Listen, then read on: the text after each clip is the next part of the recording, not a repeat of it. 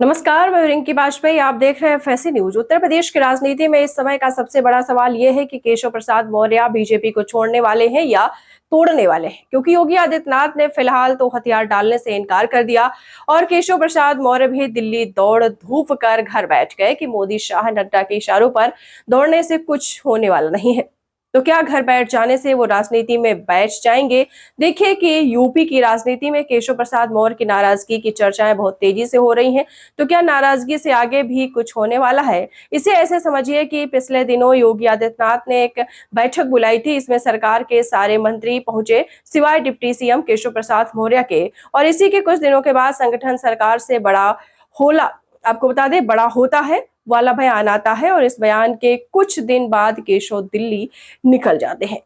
लेकिन इस बीच अखिलेश यादव ने एक बयान 2 बार दे दिया, क्योंकि केशव जी 100 विधायक ले आइए और सीएम की कुर्सी ले जाइए।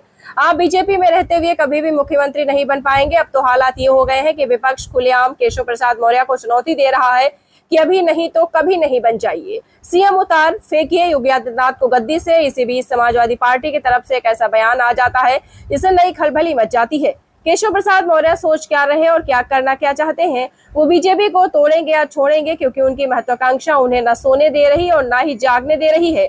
समाजवादी पार्टी के एक नेता है आईपी सिंह, अपने आप को समाजवादी बताते भी हैं, लेकिन उनका पूरा परिचय यह है कि वो अखिलेश यादव की सरकार में राज्य मंत्री रह चुके हैं और आजमगढ़ के रहने वाले हैं। पिछले दिनों उन्होंने अपने ट्विटर पर एक पोस्ट किया। इस पोस्ट में उन्होंने लिखा, श्री केशव प्रसाद मौर्य ने बीजेपी छोड़ने का फैसला अंत में कर ही लिया, इसलिए आखिरी दौर में मुख्यमंत्री श्री योगी आदित्यनाथ से दो हाथ करने के लिए उतर चुके हैं। इसके बाद तो बीजेपी से लेकर समाजवादी पार्टी तक सबकी आंखें केशव प्रसाद मौर्य को लेकर फैल गईं। ये क्या वाकया केशव प्रसाद मौर्य भाजपा को बाय बाय करने का मूड बना रहे हैं या फिर वो भाजपा में रहकर अपने लिए गुंजाइश निकालने की कोशिश जारी रखेंगे? केशव प्रसाद मौर्य के पास यही 2 विकल्प फिलहाल बचते हैं, क्योंकि केशव प्रसाद मौर्य शांत बैठने वाले तो है नहीं और जो हालात है उसमें मोदी, शाह ने योगी के सामने लगता है हथियार डाल दिया है। तो क्या यूपी में भाजपा टूट जाएगी? जवाब इतना सीधा नहीं है, इसलिए आपको उस ट्वीट को देखना पड़ेगा।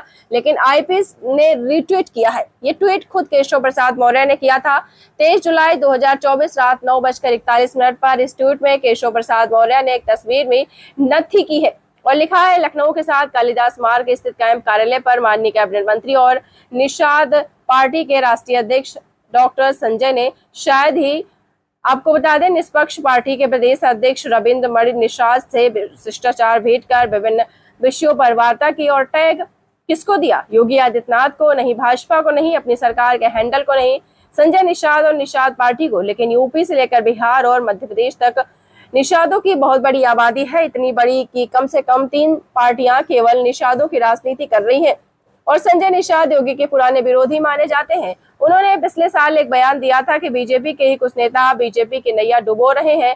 माना गया कि उनका इशारा और किसी की तरफ नहीं, सीएम योगी आदित्यनाथ की तरफ था। संजय निषाद को अमित शाह का करीबी माना जाता है। ऐसे समझिए कि लोकसभा चुनाव में भाजपा ने भदोही से अपने सांसद रमेश चंद्र बिंद का टिकट काटकर निषाद पार्टी के विधायक विनोद बिंद को दे दिया था। तो क्या केशव प्रसाद मौर्य संजय निषाद के साथ मिलकर कोई खेल कर सकते हैं? क्या मौर्य दलितों, पिछड़ों के नई गोलबंदी के साथ योगी को चुनौती देना चाह रहे हैं, चोट पहुंचाना चाह रहे हैं? और क्या इस बगावत को आरएसएस का भी समर्थन हासिल है? आखिर वजह क्या है कि भाजपा के सहयोगी और सरकार के मंत्री डिप्टी सीएम केशव प्रसाद मौर्य के पास हाजिरी लगा रहे? देखिए कि योगी सरकार में कैबिनेट मंत्री संजय निषाद से पहले केशव प्रसाद मौर्य ने ओम प्रकाश राजवंश से मुलाकात की थी। संजय निषाद से तो वो 10 दिन में दूसरी बार मिले। इसे सीधे केशव प्रसाद मौर्य का शक्ति प्रदर्शन माना जा रहा है। एक और घटना पर गौर कीजिए। योगी आदित्यनाथ 21 अप्रैल को आजमगढ़ में थे। उन्होंने अफसरों के साथ समीक्षा बैठक बुलाई। इसमें पंचायती राज मंत्री और सुभाष के अध्यक्ष ओम प्रकाश राजभर को बुलाया गया, न्योता भेजा गया खुद सीएम के तरफ से, लेकिन वो बैठक में नहीं पहुंचे। और कमाल देखिए, उसी दिन वो शाम को डिप्टी सीएम केशव मौर्य से मिलने लखनऊ पहुंच जाते हैं। दोनों नेताओं के बीच आधे घंटे तक बातचीत होती है। एक तरफ निषाद और राजभर योगी को दरकिनार कर ले और दूसरी तरफ केशव प्रसाद मौर्य को स्वीकार कर ले। मौर्य से मुलाकात के बाद संजय निषाद ने क्या कहा, उस पर भी गौर करने की आवश्यकता है। उन्होंने कहा कि लोकसभा में भाजपा को नुकसान हुआ है। सोचिए, निषाद पार्टी कह रही है कि भाजपा को नुकसान हुआ है।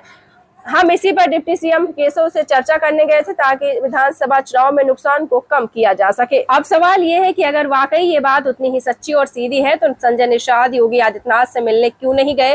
वो तो किसी भी समय उनसे मिल सकते हैं, मुख्यमंत्री हैं। एक और घटना पर गौर कीजिए। बीजेपी में बिखराव को समेटने के इरादे से आरएसएस ने एक बैठक बुलाई और बैठक हुई। कहा डिप्टी सीएम केशव प्रसाद मौर्य के घर पर। कमाल की बात तो ये है कि इस बैठक में योगी खेमे का एक भी नेता शामिल नहीं हुआ।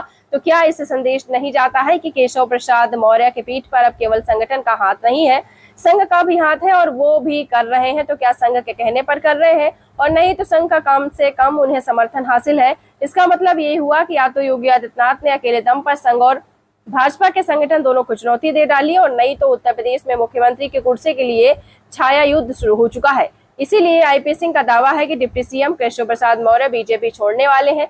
हवा में नहीं लगता। संजय निषाद और निषाद पार्टी के प्रदेश अध्यक्ष आत्मीय मुलाकात का मतलब क्या निकलता है, जरा सोच कर देखिए। प्रसाद मौर्य ने अखिलेश यादव की अपील को दिल से तो नहीं लगा लिया। 100 विधायक आप लेकर आइए और चीफ मिनिस्टर की कुर्सी हमसे ले जाइए। कुछ लोगों का कहना है कि भाजपा नेतृत्व अखिलेश यादव के पीटीए यानी पिछड़ा, दलित और अल्पसंख्यक के सोशल इंजीनियरिंग से बुरी तरह घबराया हुआ है। इसलिए भाजपा का केंद्रीय नेतृत्व मौर्य को पर्दे से पीछे से श्रेय दे रहा है। लेकिन सवाल ये है कि क्या योगी इसे समझ नहीं पा रहे और समझ रहे हैं तो क्या वो इसे नियत मानकर स्वीकार कर लेंगे या फिर उत्तर प्रदेश में केशव प्रसाद योगी की लड़ाई मोदी शाह को हाशिए पर डाल देगी? यही तो वो डर है जिसकी वजह से मुख्यमंत्री को छूने या छेड़ने की हिम्मत प्रधानमंत्री नहीं जुटा पा रहे हैं। पढ़ते रहिए fight against criminal daily newspaper. आज की खबर में बस इतना ही। वीडियो को लाइक करें और चैनल को सब्सक्राइब कर ले जिससे आने वाली वीडियो की नोटिफिकेशन आपको मिलती रहे।